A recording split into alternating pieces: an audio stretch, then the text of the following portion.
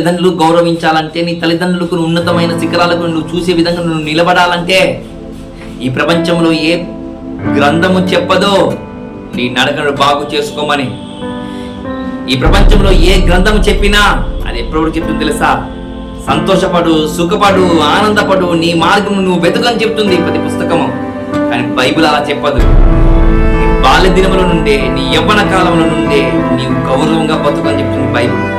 యవ్వన కాలము తొట్టిల్లకుండా ఉండాలంటే, యవ్వన కాలం ఈ లోకములో కలిసిపోకుండా ఉండాలంటే, నీ తల్లిదండ్రులు ప్రేమించే విధంగా ఉండాలంటే, వృద్ధాపములు కూడా నీ తల్లిదండ్రులు ప్రేమించే విధంగా ఉండాలంటే బైబిల్ చెప్తున్న మాట ఏదో తెలుసా? ఆయన మాటలను జాగ్రత్తగా విను. ఆ నల్లటి పుస్తకము నన్ను అంటున్నావు కదా, ఆ నల్లటి పుస్తకమే నీ జీవితాన్ని మారుస్తుందని గుర్తు చేసుకో. చేరి వచ్చిన మీకు అందరికీ మన ప్రభువు మన రక్షకులైన యేసుక్రీస్తు వారి నామమున అందరికీ శుభాభివందనములు తెలియజేస్తున్నాను. ప్రేమైన దేవుని వల్లారా, మరొకసారి దేవుని యొక్క అత్యున్నమైన కృపతో మీ ముందుకు రాగలిగాను. ఈరోజు కూడా రావడానికి గల కారణం ఏమిటంటే, 119వ కీర్తనలో మొదటి భాగం చెప్పాను కదా, ఇంకా 21 భాగాలు ఉన్నాయి కదా. మరి ఈరోజు రెండవ భాగం చెప్పడానికి నేను మీ ముందుకు వచ్చాను. జాగ్రత్తగా వినండి. ఎందుకంటే దేవుని యొక్క మాట అనేటిది రాబోయే కాలంలో దొరకపోదట. మనం ఎంత వెతికినా ఆ మాటలు మనకు కనిపించకుండా అలా మాయమై పోతాయట అని మీరు గుర్తు చేసుకోవాలి. మన సమయం ఉండగానే, మన యొక్క ఆధ్యాత్మిక జీవితానికి సమయం ఉండగానే మన భవిష్యత్తును దేవుని వాక్యం ద్వారా గ్రహించుకునే విధంగా ముందుకు నడవాలని కోరుకుంటున్నాను. ప్రేమ దేవుని వల్ల ఇంతకుముందు మొదటి భాగంలో మీకు చెప్పాను నేను. ఈ 119వ కీర్తనలకు ప్రారంభించే ముందు చిన్నటి అక్షరాలతో మనకు కనపడుతుంటాయి. ఆ మాటలు ఏంటివంటే అలేఫ్, బేత్, గిమేల్ అనే కొన్ని మాటలు కనబడుతుంటాయి. ఇవి ఏంటివి అని అంటే హీబ్రూ అక్షరాలు, హీబ్రూ వర్ణమాలని కూడా మనం చెప్పవచ్చు. ప్రేమ దేవుని వల్ల ఈ హీబ్రూ యొక్క వర్ణమాలకు, హీబ్రూ యొక్క అక్షరాలకు ఒక్కొక్క అక్షరానికి ఒక్కొక్క భాగముగా మనము ఏర్పాటు చేసుకున్నాం. మళ్ళీ ఒక్కొక్క భాగానికి ఎన్ని వచనాలు ఉంటాయంటే 8 వచనాలు కూడా ఉంటాయి. అలా మనము మొదటి భాగము 8 వచనాలు మనం ధ్యానం చేయగలిగాం అలేఫ్ గురించి. ఇప్పుడు రెండవ భాగం గురించి కూడా మనము ఆలోచన చేద్దాం. ఈ రెండవ భాగం దేనితో ప్రారంభమవుతుందంటే హీబ్రూ అక్షరాలతో బేత్ అనేది ప్రారంభమవుతుంది. ప్రేమ దేవుని వల్ల బేత్ అనే అక్షరముతో ప్రారంభమవుతుంది. ఈ బేత్ అనగా ఏంటి అని అంటే, బేత్ అనగా హీబ్రూ భాషలో వారి సూచనతో కూడుకున్న గుర్తు ఉంది. ప్రేమ దేవుని వల్ల అది ఏంటిదా గుర్తు అంటే, ఒక గృహము, ఒక ఇల్లు అని మనం గుర్తు చేసుకోవాలి. ఒక ఇల్లు అంట, ఒక గృహం అంట. ఆ బేత్ అనే అక్షరానికి అర్థం మనకు వర్తిస్తుంది. మరి ఈ బేత్ అనే అక్షరంతో మనం 9 వచనాలు మనము చదవగలిగితే, 9వ వచనము 10, 11, 12, 14, 15, 16 వచనాలు మనం చదవగలిగితే మనకు అర్థమవుతుంది ఈ రెండవ భాగం యొక్క సారాంశం ఏంటిది అనేది. ఒకసారి చదువుతాను, జాగ్రత్తగా మనం విందాము. దేవుని యొక్క విలువైన మాటలు మనము నేర్చుకుందాం. 9వ వచనం నుండి చదువుతున్నాను. యవనస్తులు దేని చేత తమ నడకను శుద్ధి పరుచుకుందురు, నీ వాక్యమును బట్టి జాగ్రత్తగా చూచుకుంటే కదా. నా పూర్ణ హృదయముతో నిన్ను వెతికి ఉన్నాను, నన్ను నీ ఆజ్ఞలను విడిచి తిరగనీయకుము. 10వ వచనం. 11వ వచనం. నీ ఎదుట నేను పాపము చెయ్యకుండాన్నట్లు నా హృదయములో నీ వాక్యము ఉంచుకొని ఉన్నాను. 12వ వచనం. యెహోవా నీవే స్తోత్రం నొందిన వాడవు, నీ కట్టడాలను నాకు బోధించుము. 12వ వచనం చదివాను, 13వ వచనం చదువుతున్నాను. నీ నోట నీవు సెలవిచ్చిన న్యాయ విధులన్నింటినీ నా పెదవులతో వివరించుదును. 14వ వచనం. సర్వసంపదలు దొరికినట్లు నీ శాసనములు మార్గములను బట్టి నేను సంతోషించుచున్నాను, నీ ఆజ్ఞలను నేను ధ్యానించదను, నీ త్రోవలను మన్నించదను. 16వ వచనము.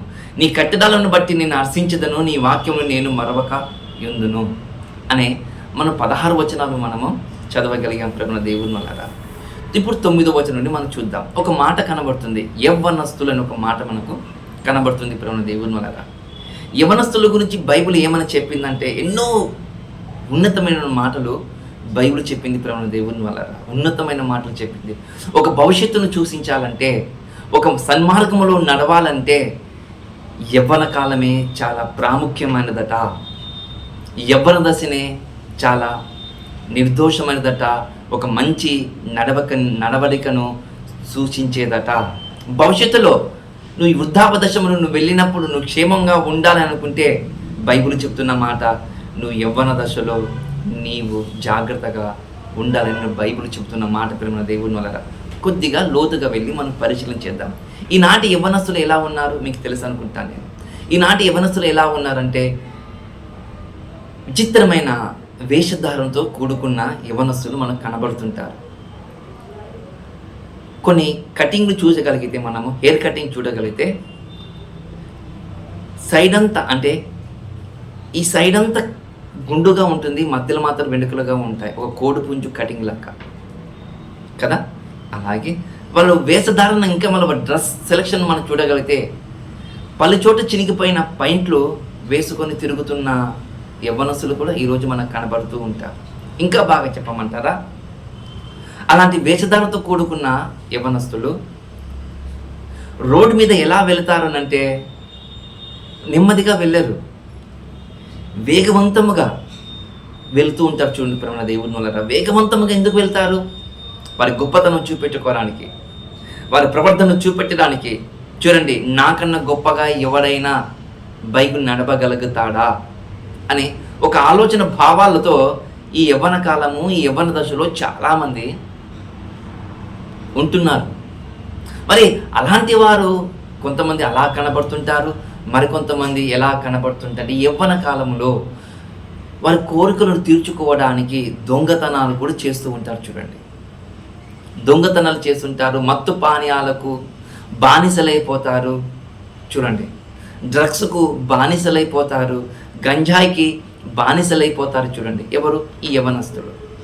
చూడండి, ఎక్కువగా యవ్వనస్తులు ఈ దాదాపు ఒక 10 సంవత్సరాల మధ్య కాలంలో మనం ఆలోచన చేయగలిగితే యవ్వనస్తులు ఎక్కువగా చనిపోతున్నారట. యవ్వనస్తులే ఎక్కువగా చనిపోతున్నారట. చూడండి ప్రేమ దేవుని వల్ల. ఎందుకు యవ్వనస్తులు ఎక్కువగా ఎందుకు చనిపోతున్నారంటే ఈ సమాజము ఈ యవ్వనస్తులకి ఏమి మంచి మార్గం చెప్పటం లేదా? ఈ సమాజం చెప్తున్న మాట ఏమో తెలుసా? ఈ యవ్వన కాలములో నీ కోరికలు అంచుకోవాలంటే, ఈ యవ్వన కాలములో నువ్వు సరైన మార్గములో నడవాలంటే శ్వాస మీద ధ్యాస చేయండి. కోరికలు నిరంతరించుకొనగలుగుతారన్న ఒక భావాలతో మాట్లాడుతుంది ఈ ప్రపంచము. ఎక్కడ చూసినా ఇదే మాట, ధ్యానము, యోగ, శ్వాస మీద ధ్యాస, ఇవే మాట్లాడుతుంది ఈరోజు ప్రపంచం ప్రేమ దేవుని వలన. మరి ఇలాంటి ప్రపంచంలో వీటి వలన ఫలితం ఏదైనా వచ్చిందా అంటే కొన్ని ఎగ్జాంపుల్ మీకు చెప్పడానికి నేను ప్రయత్నం చేస్తాను. యోగ చేశారట ఒక వ్యక్తి. ఏ యోగ చేశారంటే నిద్రాసనము, శవాసనం అని చేశారంట. శవాసనం వేసిన వ్యక్తి ఆ శవాసనం నుండి బయటికి రాలేదు, శవమై మారిపోయాడు కూడా మనం గుర్తు చేసుకోవాలి. అంటే ఆసనాలు కూడా మనిషిని నియంత్రించుకోలేకపోతున్నాయి. అంటే నియంత్రించుకోలేకపోతున్నాయి మనిషి యొక్క కోరికలు ఒకటి. రెండవది, ఆరోగ్యం కూడా ఆసనాల ద్వారా బాగవుతాయని ఈ ప్రపంచం నమ్ముతుంది కదా. మళ్ళీ బాగవుతుందని నమ్ముతున్న ఈ ప్రపంచము ఈ ఆసనాలనే మనిషికి, కుటుంబాలకు దూరం అవుతున్నాయని ఇప్పుడే మనం గుర్తుకు చేసుకున్నామా? లేదు, గుర్తుకు చేసుకోలేదు. మరికొంతమంది ఈ విధంగా అడుగుతారు, యవ్వన కాలములు ఉన్న వ్యక్తులకు యవ్వన కాలములు ఉన్న కోరికలు తీర్చుకోవడానికి క్షమించండి, కోరికలు చంపుకోవడానికి, కోరికలు నియంత్రించుకోవడానికి శ్వాస మీద ధ్యాస చేసే బాగుంటుందని ఆలోచన భావాలతో మాట్లాడిన వారు కూడా చాలామంది ఉన్నారు ప్రేమ దేవుని వలన. మరి అలా ఉన్న ఈ ప్రపంచానికి కొన్ని ఎగ్జాంపుల్ మీకు చెప్పడానికి నేను ప్రయత్నం చేస్తాను. ఒక యవ్వనస్తుడు ఉన్నాడట, తన కోరికలు బాగా కలుగుతున్నాయంట, శరీర కోరికలు. ఒరే నా ఫ్రెండ్ కాబట్టి నేను చెప్తున్నాను, నాకు ఇలాంటి కోరికలు కలుగుతున్నాయిరా, నేను అంచుకోలేకపోతున్నాను రా. ఒకవేళ నేను తప్పు, ఈ కోరికలు తీర్చుకోవడానికి ఒకవేళ నేను వెళ్ళి బయటపడి ఏదైనా తప్పు చేశాను అనుకోండి, మా తల్లిదండ్రులకు మంచి పేరు ఉంది, ఆ పేరు చెడిపోతుంది అని ఒక భావముతో ఆ యవ్వనస్తుడు మరొక యవ్వనస్తుడితో మాట్లాడాడట. ఒరే ఇలాంటి కోరికలు ఒకవేళ నీకు ఉంటే దీన్ని తగ్గించుకోవడానికి నువ్వు ఏం చేయాలో తెలుసా? పలానా సెంటర్లో పలానా యోగా క్లాసులు జరుగుతాయి, అక్కడికి వెళ్ళి అని అన్నాడంట. అక్కడికి వెళ్ళాడంట. కోరికలు అణుచుకోవడానికి ఎన్నో యోగాల ఆసనాలు చెప్పారట, శ్వాస మీద ధ్యాస గురించి చెప్పారంట. కానీ ఆ పిల్లగాడు మాత్రం, ఆ యవ్వనస్తుడు మాత్రము కోరికలు అలాగనే సముద్రము కెరటాలలాగా ఉప్పొంగుతూనే ఉన్నాయంట కోరికలు.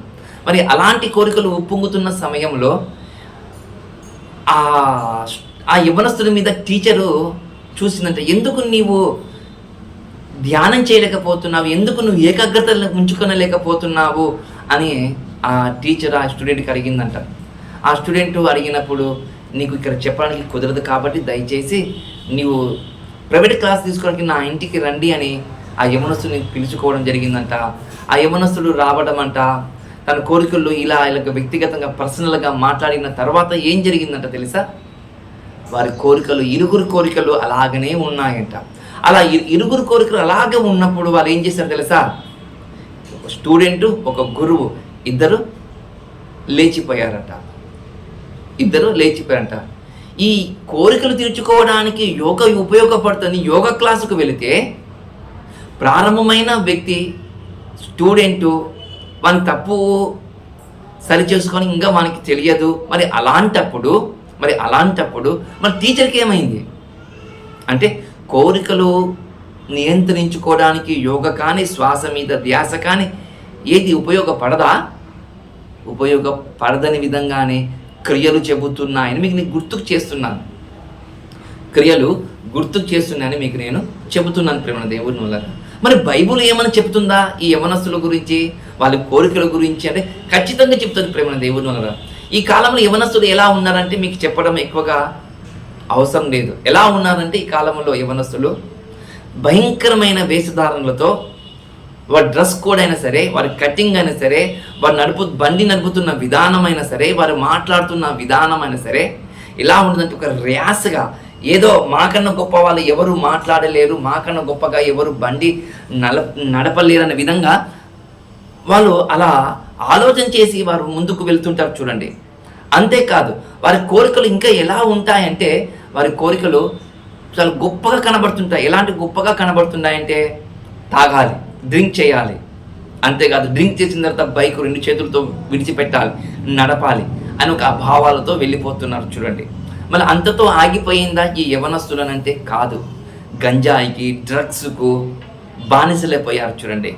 అలాంటి అంత భయంకరమైన బానిసలైపోయిన వారికి ఈ ప్రపంచం ఏం చెప్తుందంటే, ఇంకా వీరి జీవితంలో వీరు మారడు అని చెప్తుంది ఈ ప్రపంచం. అని జీవితంలో వీరు మారడు అని ఈ ప్రపంచము చెబుతుంది, మారడు అని. కానీ బైబిల్ చెప్తుంది యవ్వనస్తుడు ఖచ్చితంగా నా చింతకు వస్తే మారుతాడని, నా చింతకు వస్తే వారు మార్పు చెందుతాడని బైబిల్ చెప్తున్న మాట ప్రేమ దేవుని వల్ల. చూద్దాం ఒకసారి బైబిల్ ఏం చెప్తుంది యవనస్తుల గురించి అంటే, ఒక మాట చూసుకుందాం ప్రేమ దేవుని వల్ల. యవనస్తులు దేని చేత తమ నడకను శుద్ధిపరుచుకొందురు. నడక అంటే ప్రవర్తన. మరి ఈ ప్రవర్తన ఎలా శుద్ధిపరచుకోవాలి?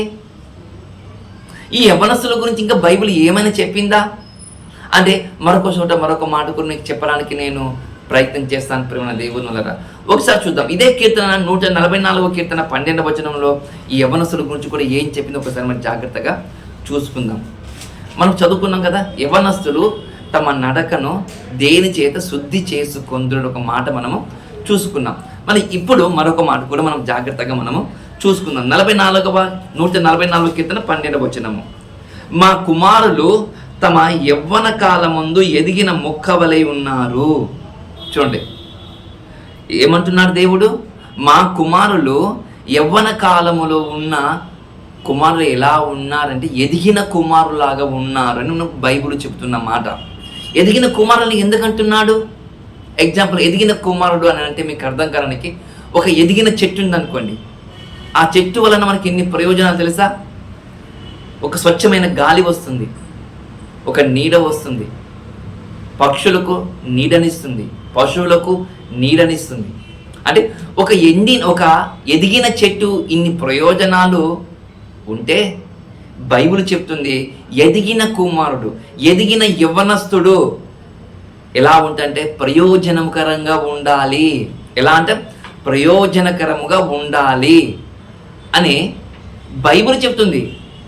అంటే ఇప్పుడు ఈ ఎదిగిన కుమారులు యవ్వనస్తుల గురించి ఈ ప్రపంచం ఏం చెప్తుందంటే, ప్రయోజనం గురించి చెబుతుందా, వాని కోరికలు నియంత్రించుకోవడానికి చెబుతుందా అని ఒకవేళ మనం ఆలోచన చేస్తే, వాని కోరికలు నియంత్రించుకోవడానికి ఒకవేళ వాడు వస్తే ఆ కోరికలు నెరవేర్చుకోవడం చాలామంది ఫెయిల్ అయిపోతున్నారు కూడా మీరు చూస్తున్నారు కళ్ళారా. ఎంతోమంది ప్రేమించి ఎంతోమంది ప్రేమకు బానిసలైపోయిన వారు ఉన్నారు తెలుసా. మతిస్థిమితం లేకపోయిన వారు ఉన్నారు తెలుసా, ప్రేమకు గురైన వారు. ఎంతోమంది డ్రగ్స్కు గురయ్యారు తెలుసా, ఎంతోమంది తాగుడుకు గురయ్యారు తెలుసా. మళ్ళీ వీళ్ళ వలన ఏమైనా ప్రయోజనమా తల్లిదండ్రులకి? ఇలాంటి ప్రయోజనము బానిసలైపోతే ఎలా ప్రయోజనం కలుగుతుంది చెప్పండి ప్రేమ దేవుని వల్లరా? కలగదు కదా. బానిసలైపోతే ప్రయోజనం కలగదు. ఓకే, ఇప్పుడు బైబిల్ చెప్తుంది ఎదిగిన కుమారులు, చేతికొచ్చిన యవ్వనస్తులు ఎదిగిన మొక్క వలె ఉంటాడంటే, ఒరే ఈ యవ్వన కాలములో నువ్వు తల్లిదండ్రులకు ఒక ఆసరగా ఉండవలసిన వాడవి, ఒక పిల్లర్ లాగా ఉండవలసిన వాడవని బైబిల్ చెబుతున్న మాట చూడండి ప్రేమ దేవుని వల్లరా. మరి ఇదే బైబిల్ ఏం చెప్తుంది తెలుసా? ఇదే బైబిల్ ఒకసారి యెషయా గ్రంథములో మనకు కనబడుతుంది 40వ అధ్యాయము 30 వచనములు ప్రేమ దేవుని వల్లరా. 40వ అధ్యాయము 30 వచనములు అక్కడ ఒక మంచి మాట మనకు కనబడుతుంది. ఆ మాట ఒకసారి జాగ్రత్తగా మనము చూసుకుందాం ప్రేమ దేవుని వల్లరా. ఏమని చెప్తుంది బైబిల్ అంటే, బాలుళ్ళు సొమ్మసిల్లుదురు అలయుదురు, యవ్వనస్తులు తప్పక తొట్టిల్లుదురు అని కనబడుతుంది మనకు బైబిల్. అంటే యవ్వనస్తులు ఖచ్చితంగా తొట్టిల్లుతారా? అవును, తొట్టిల్లుతారని బైబిల్ చెప్తుంది. తండ్రి తల్లిదండ్రులారా జాగ్రత్త. బైబిల్ చెప్తున్న మాట ఏమో తెలుసా? నీ కొడుకులు కావచ్చు, నీ కూతుళ్ళు కావచ్చు, యవ్వన కాలములు ఖచ్చితంగా తొలగిపోతారని చెప్తుంది బైబిల్. మరి వాటిలో నుండి తొలగిపోకుండా ఉండాలంటే బైబిల్ చెప్తుంది 119 కీర్తన 9వ వచనములో, వారి తొలగిపోకుండా ఉండాలంటే, వారి ప్రయోజకులు కావాలంటే, వారి యవ్వన కాలంలో తొట్టిల్లకుండా ఉండాలంటే ఏంటిది? దానికి సొల్యూషన్ చెప్పండి అని ఒకవేళ బైబిల్కు ప్రశ్న వేస్తే బైబిల్ ఒక విచిత్రమైన మాట చెప్తుంది ప్రేమ దేవుని వల్ల. ఈ మాట చెప్పే ముందు ఒక మాట చెప్పడానికి నేను ప్రయత్నం చేస్తాను. కొంతమంది ఇలాగనే యవనస్తుల కోడికని పెట్టారట. అలా యవనస్తుల కోడిక పెట్టినప్పుడు చాలామంది యవనస్తులు వచ్చారట. ఒరే యవనస్తులు చాలామంది యవనస్తులకు యంగ్ స్టూడెంట్కు మోటివేషన్ చెప్పేవారు చాలామంది ఉన్నారా. ఇక్కడ కూడా క్రిస్టియాలిటీ వారు కూడా మోటివేషన్ చేస్తారంట. ఒకసారి నువ్వు వచ్చి వినరా అని మరొక క్రిస్టియన్ విశ్వాసి మరొక సహోదరుడికి చెప్పారట. వీరందరూ కలిసి ఆ మోటివేషన్ క్లాసులకు వెళ్ళారట. వెళ్ళినప్పుడు ఒక స్టూడెంట్ ఈ విధంగా లేచారంట. సార్, మీరు ఎప్పుడు చెప్పినా మీ నల్లటి పుస్తకంలో ఉన్న మాటలు మా మీద రుద్దుతారు మీరు. ఇందులో ఉన్న మాటలు మాకు ఎలాంటి ప్రయోజనకరంగా మాకు కలగవు సార్ అని చెప్పాడట. ఎవరు? ఈ యవనస్తుడు. నేను ఒక మాట అడుగుతాను, మీ పేరు ఏం పేరు అంటే, ఫలానా పేరు, నా పేరు సుదర్శన్ అని చెప్పాడట. మిస్టర్ సుదర్శన్, నువ్వు వచ్చేటప్పుడు నీ ఇంటికి తాళం వేసి వచ్చావా అని అన్నాడట. చాలామంది నవ్వారట. అక్కడ ఉన్న వాళ్ళందరూ నవ్వారట. ఎందుకోసం నవ్వించారు చెప్పండి? ఎవరైనా సరే బయటికి వచ్చేటప్పుడు ఇంటికి తాళం వేయకుండా ఎవరైనా వస్తారా అంటే ఖచ్చితంగా తాళం వేసి వస్తారు కదా. మరి తాళం వేసి వచ్చాను సార్, మరి తాళం ఎందుకు వేసి వచ్చావు అని అడిగాడట. అడిగితే ఆ ఇంటికి తాళం వేయకుండా నువ్వు ఎప్పుడైతే వస్తావో ఆ ఎథిక్స్ నీ మనసులో ఉన్నట్టుని గుర్తు చేసుకొని చెప్పాడట. అంటే ఇంటికి తాళం వేయకుండా ఉండటం వలన ఏం జరుగుతుందంటే, వారి చేతిలో ఉన్న ధర్మం, వారి చేతిలో ఉన్న ఏ శాస్త్రమైనా సరే నీతి న్యాయాలతో పాటు నడిపిస్తుందని మీకు నేను చెప్పడానికి ప్రయత్నం చేస్తున్నాను. ఈ మాట, ఈ నల్లటి పుస్తకము పనికిరాదని చెప్తున్నావు కదా. ఈ నల్లటి పుస్తకం వలన ఎలాంటి ప్రయోజనం లేదు కదా. మరి ఈ ప్రపంచంలో ఉన్న ధర్మాలు కావచ్చు, ఈ ప్రపంచంలో ఉన్న నీతి శాసనాలు కావచ్చు, ఎక్స్ట్రా ఏదైనా కావచ్చు, ప్రతి ఒక్కరు ఇంటికి తాళం వేసి ఎందుకు వస్తున్నారు? వారు చెబుతున్న ఎథిక్స్, వారు చెబుతున్న ధర్మం, వారు చెబుతున్న శాస్త్రము ఏమని చెబుతుంది అంటే, అది కేవలం చెప్పే కాడికి మాత్రం ఉంది, పాటించేటోడు ఎవడు లేడు. నువ్వు చెప్పావు చూడు, ఈ నల్లటి పుస్తకము, ఈ నల్లటి పుస్తకము చెప్పినవాడు విన్నవాడు పాటించడానికి పరుగులెత్తుతాడని చెప్పాడట ఒక మోటివేషన్ స్పీకర్. చూడండి, అంటే యవ్వనస్తులకు ఆ మాట వినగానే చాలామంది ఆలోచనకు గురయ్యారట. సరే, ఇప్పుడు నేను ఏం చేయాలి? ఈ యవ్వన దశలో ఉన్న నేను, ఈ యవ్వన కాలంలో ఉన్న నేను ఒక మంచి భవిష్యత్తు నా తల్లిదండ్రులకు నేను ఇవ్వాలనుకుంటున్నాను. నేను ఏం చేయాలి అంటే ఆ స్పీకర్, ఆ మోటివేషన్ స్పీకర్, ఆ పాస్టర్ గారు ఏమని చెప్పారు తెలుసా? ఒక ఉన్నతమైన ఒక మాట చెప్పారు ప్రేమ దేవుని. ఆ మాట చదువుతాను చూడండి. ఏమని చెప్పారంటే, నీ వాక్యమును బట్టి దాని జాగ్రత్తగా నువ్వు చూచుకొనటం వలన నీ యవ్వన కాలములో నీ కోరికలు కావచ్చు, నీ రహస్యమైన చీకటి కోరికలు కావచ్చు, వాటన్నిటిని నువ్వేం చేస్తావు తెలుసా? ఫుల్ స్టాప్ పెడతావు. నియంత్రించుకునే విధంగా ఈ దేవుని వాక్యము నియంత్రించుకునే విధంగా నీ జోలికి రానియకుండగా నీ మనసును ఒక ఖడ్గంలాగా చేసే విధంగా ఏం చేసిందంటే ఈ వాక్యము ఏర్పాటు చేస్తుందని చెప్పాడట ప్రేమ దేవుని అన్నారా. అంటే ఈ వాక్యము యవనస్తులకు ఒక ఖడ్గంలాగా, ఒక కవచంలాగా ఉంటుందంటే అవును, ఖచ్చితంగా ఖడ్గంలాగా కవచంలాగా ఉంటుందంట. ఈరోజు యవ్వన కాలములో ఉన్న ఈరోజు క్రైస్తవ కుటుంబాలు వాళ్ళ పిల్లలకు వాక్యం నేర్పిస్తున్నారంటే లేదు. కానీ బైబిల్ చెప్తుంది యవనస్తులు ఖచ్చితంగా తొట్టిల్లుతారని చెప్తుంది. మన తొట్టిల్లుతారని చెప్పినప్పుడు, తప్పిపోతారని చెప్పినప్పుడు, దేవుడు చెప్పినప్పుడు నువ్వు ఏం చేయాలి? సరైన మార్గంలో నడిపించడానికి నీవు అడుగులు ముందుకేసుకుంటూ రావాలి కదా. నీ కొడుకులకు, నీ కూతుళ్లకు ఒక మంచి హితబోధ చేసే విధంగా నీవు ఉంటున్నావా? నువ్వు పట్టుకున్న ధర్మము, నీ పట్టుకున్న న్యాయము, నీ పట్టుకున్న శాసనాలు గొప్పవని ఈ ప్రపంచానికి చెప్పే విధంగా నీ కొడుకులకు తీర్చిదిద్దుతున్నావా? లేదు కదా. మరి ఎలా క్షేమం కలుగుతుంది యవ్వనస్తులకు అంటే కేవలము దేవుని వాక్యం ద్వారానే ప్రతి ఒక్కరికి వారి యొక్క పాత జీవితానికి ఫుల్ స్టాప్ పెట్టవచ్చని బైబిల్ చెప్తున్న మాట ప్రేమ దేవుని వల్ల.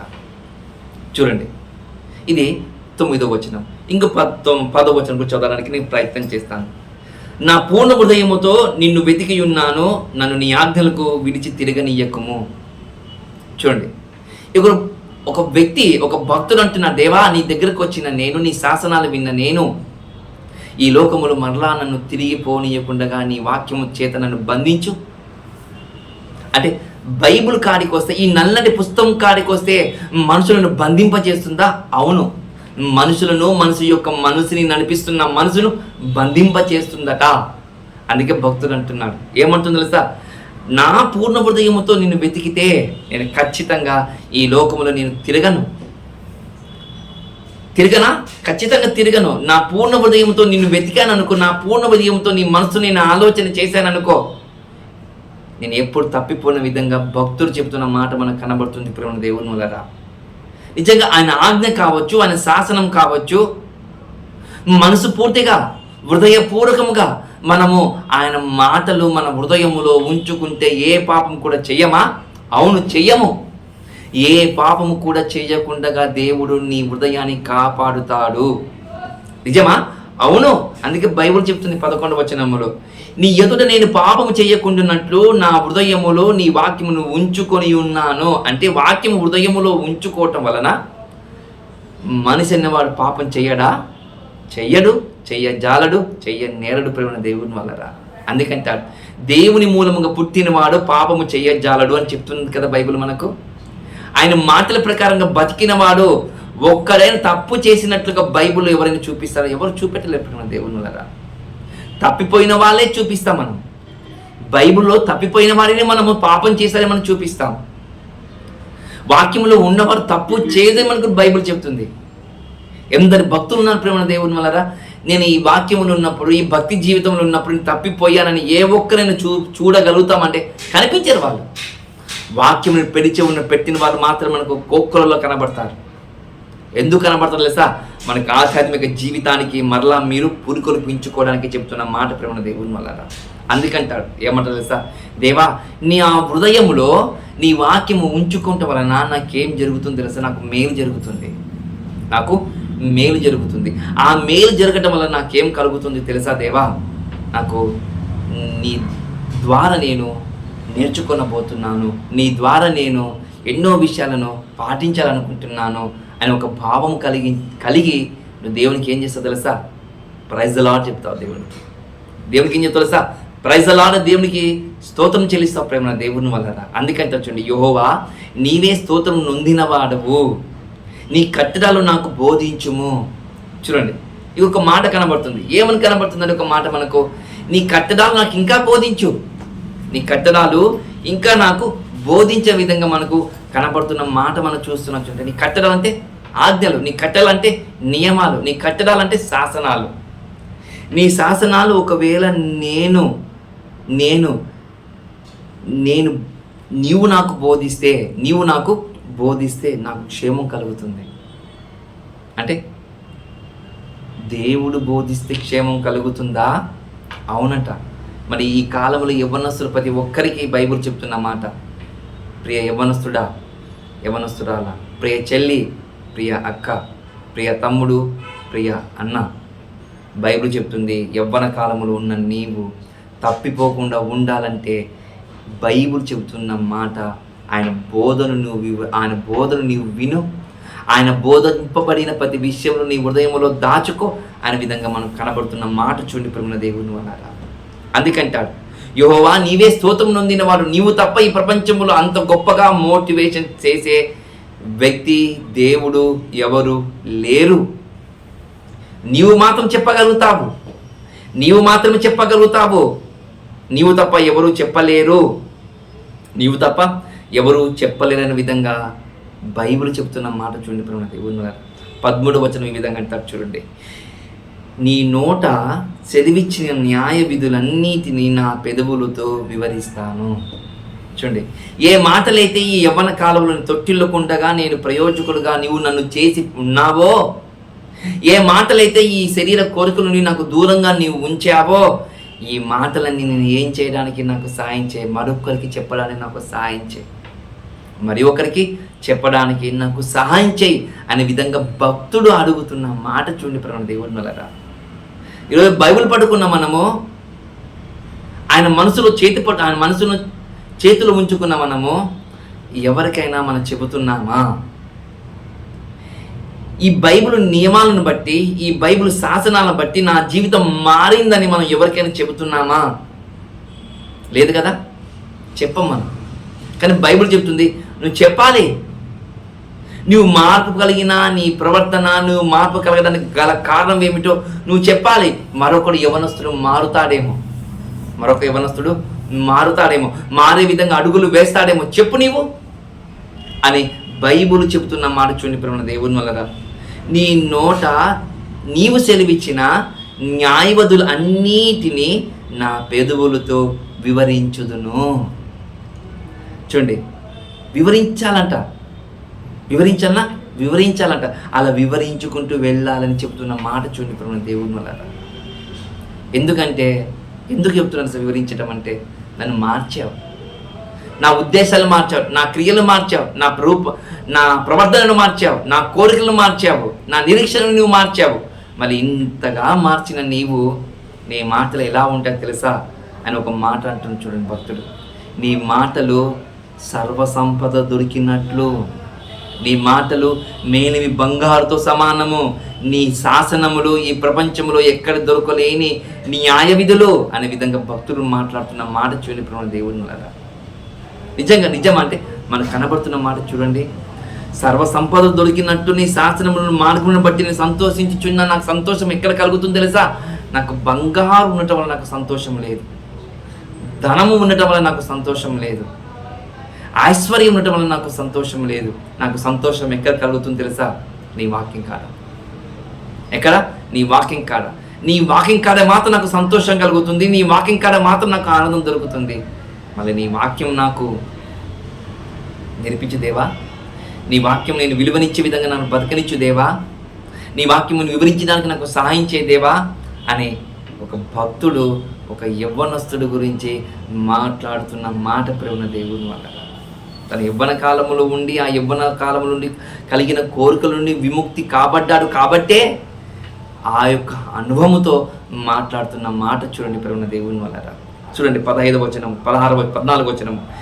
సర్వ సంపదలు దొరికినట్లు ఈ ప్రపంచంలో సర్వం అంటే ఈ ప్రపంచంలో ఏ సంపద ఉంది? వజ్రాలు ఉన్నాయా, బంగారం ఉందా, ప్లాటినం ఉందా, కోట్ల రూపాయలు ఉన్నాయి, ఎక్కడ ఉన్నా ఆ సర్వ సంపదలు నాకున్నా కూడా అది నాకు ప్రయోజనం లేదు, నాకు న్యాయం లేదు. నాకు జరిగేది న్యాయం ఒకటి, నీ మాట ద్వారా నాకు న్యాయం జరుగుతుంది. నాకు సంతోషం కలిగించేది నీ దగ్గర అనే విధంగా భక్తులు మాట్లాడుతున్న మాట చూడండి ప్రేమ దేవుని వల్ల. చూద్దాం 15వ వచనం. నీ ఆజ్ఞలు నేను ధ్యానించదను, నీ త్రోవలను నేను గైకొంటాను. చూడండి, ఖచ్చితంగా ఆజ్ఞలు మనం పాటించాలి.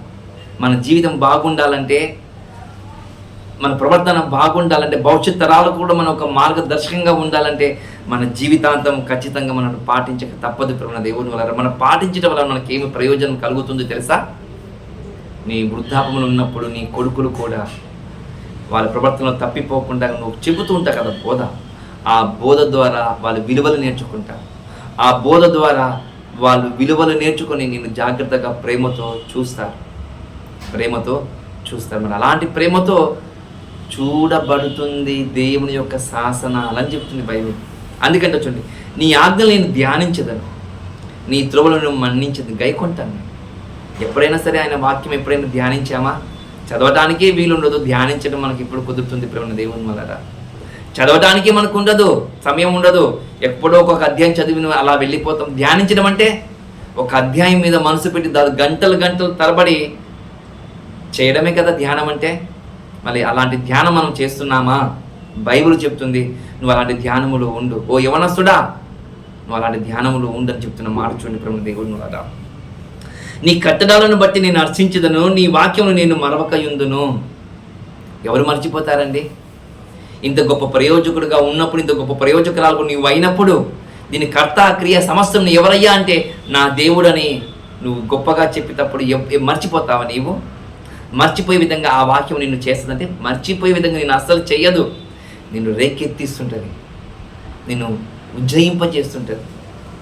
ఒక పువ్వు పరిమళించే విధంగా నీ ప్రవర్తన, నీ యొక్క నడత పరిమళిస్తుంది తెలుసా? అది అలా పరిమళిస్తుందని కాబట్టి ఎవరైనా మర్చిపోతారా? ఎవరు మర్చిపోరు. నీ మాట ద్వారా నేను సంతోషపడతాను, నేను అర్చిస్తాను, నేను ఆనందపడతాను, నేను అతిశయపడతాను. చూడండి, నీ కట్టడాలను బట్టి నేను హర్షించదును, నీ వాక్యం నేను మరవకయుందును. ఎవరు మర్చిపోతారండి? లోకములు బలాదురుగా తిరుగుతున్న వారు, లోకములు భయంకరంగా తిరుగుతున్న జీవితాలను ఒక ఉప్పని లాంటి మార్పు చేసి కూర్చుకొని వస్తే ఆ మార్పును చూసి దుఃఖపడతాము, ఆ మార్పును చూసి మనం బాధపడతాము. ఒకప్పుడు నేను ఇలాగున్నాను కదా ఈ విధంగా. మరి దానికి అంత ఎవరయ్యా? దేవుడే కదా. తాగుబోతుతో, తిరుగుబోతుతో భయంకరమైన జీవితం జీవిస్తున్న నన్ను ఈరోజు ఈ విధంగా మార్చాడంటే దేవుడే కదా నాకు అని ఆ దేవుని ఎల్లప్పుడూ నువ్వు ఏం చేస్తుందో తెలుసా? గుర్తుకు చేస్తూ ఉంటావు. గుర్తుకు చేసుకుని హృదయంలో ఎప్పుడు ఆయన మాటలు నీవు సంధించుకుంటూ ఉంటావు ప్రేమ దేవుని వల్ల. అలా ఉండమని యవ్వనస్తులకు చెబుతున్న మాట. అంతేకాదు, యవ్వనస్తులు కాదు, ప్రతి ఒక్కరికి క్రైస్తవునికి చెబుతున్న మాట ప్రేమ దేవుని వల్ల. అలా ఉండాలని ప్రభునామని కోరుకుంటూ ఇంకో